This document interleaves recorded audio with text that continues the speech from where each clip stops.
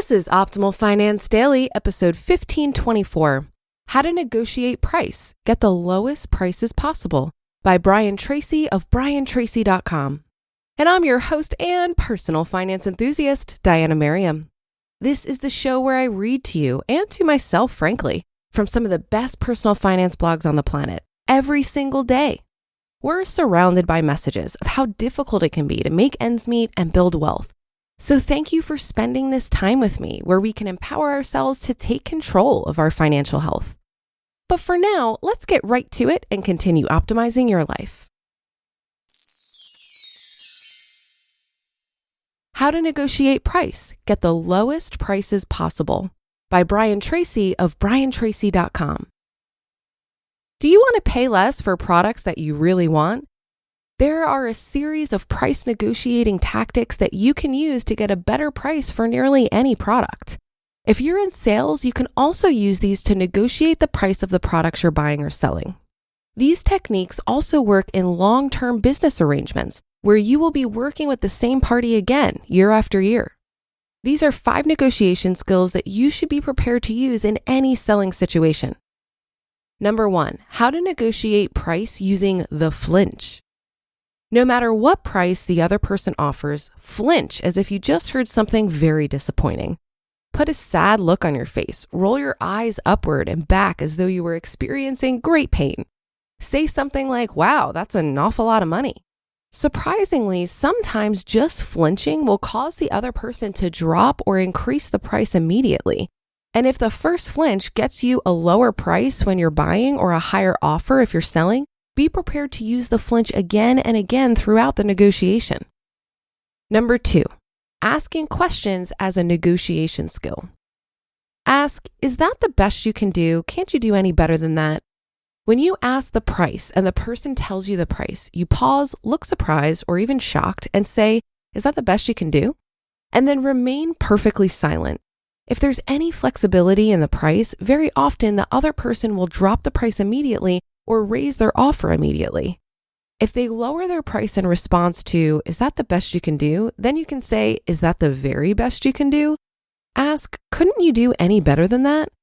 You can also ask, what is the best you can do if I make a decision today? This adds an element of urgency and triggers the fear of losing the sale in the mind of the vendor. Number 3, how to negotiate price using assertion. Whatever price they give you for a particular item, you immediately reply, I can get this cheaper somewhere else. Whenever you tell a person that you can get that item cheaper somewhere else from one of their competitors, they immediately soften and begin to backpedal on the price.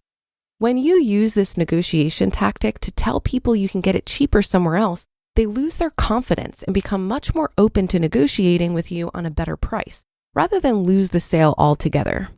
The assertion, I can get this cheaper elsewhere, often demolishes price resistance because they think that you will go somewhere else. Remember to make it easy for a person to give you concessions. Don't be adversarial or confrontational. Be a nice person. When you ask in a pleasant way, it's much easier for the person to concede to you than if you are serious or aggressive. Number 4, lowballing in negotiations. When they ask you for $100, you lowball your answer and say, I'll give you $50 cash right now. Whenever you offer cash immediately, the price resistance of the other party diminishes dramatically.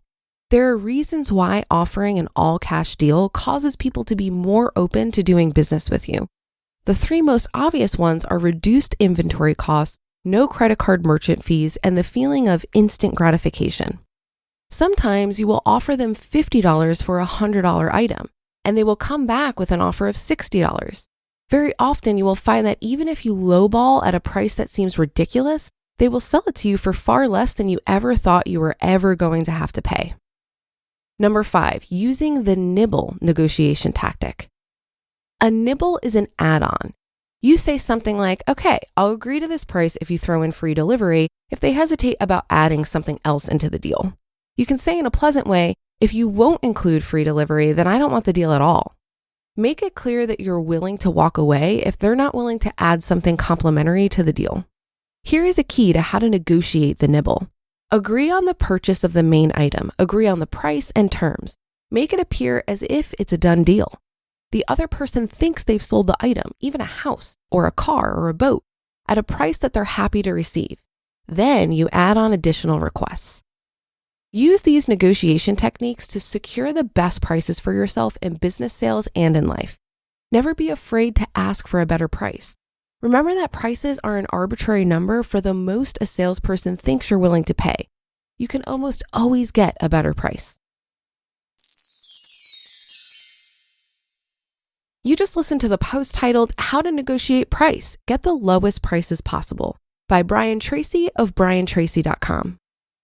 Now, in 2021, a truly diversified portfolio needs more than the traditional mix of stocks, bonds, and mutual funds. It needs private real estate. Studies have shown that portfolios with an allocation to private real estate generally delivered a better risk-adjusted return with more annual income and lower volatility over the past 2 decades, thanks to its track record of consistent performance through multiple market cycles. With Fundrise, this level of powerful diversification is now available to you.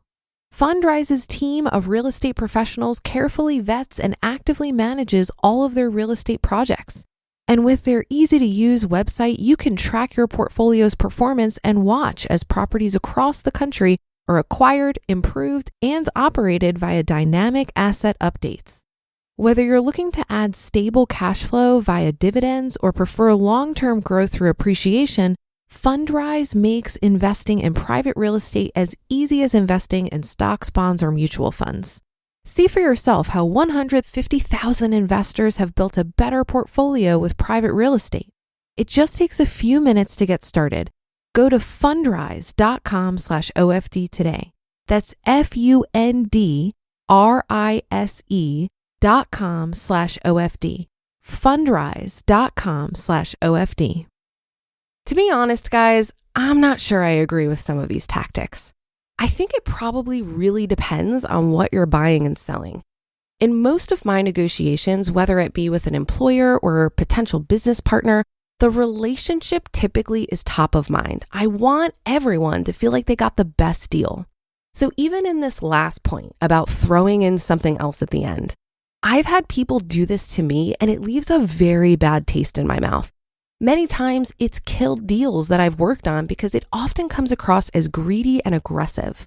I found that being reasonable and explaining my position in an unemotional way is way more effective than flinching or repeatedly asking if it's the best they can do, which again feels a bit aggressive and dramatic to me. When you're unemotional, you exhibit a willingness to walk away. And when you're not desperate for what the other side has, you have more leverage. Even if you are desperate for what they have, be like a poker player and don't let them see it. I've typically approached negotiations with an attitude of, hey, I would love for you to buy this. But if you don't want it, it's no problem at all. There are so many other people I can sell this to. I don't explicitly say that, as was recommended in this article. It's more a level of confidence that makes whatever you're offering more desirable. And it's actually totally true. If you're negotiating a salary, be confident that you will absolutely find another employer to pay you what you're worth. If you're buying a product or service, know that there are a ton of other similar offerings out there that will be more in your price range. I look at negotiation as being transparent, confident, and potentially creative about what you need to make the transaction work. And finally, perhaps consider what your impression of the other person would be and how willing you would be to concede if any of these tactics were deployed on you. And that should do it for today. Have a happy rest of your day, and I'll see you on the Thursday show tomorrow, where your optimal life awaits.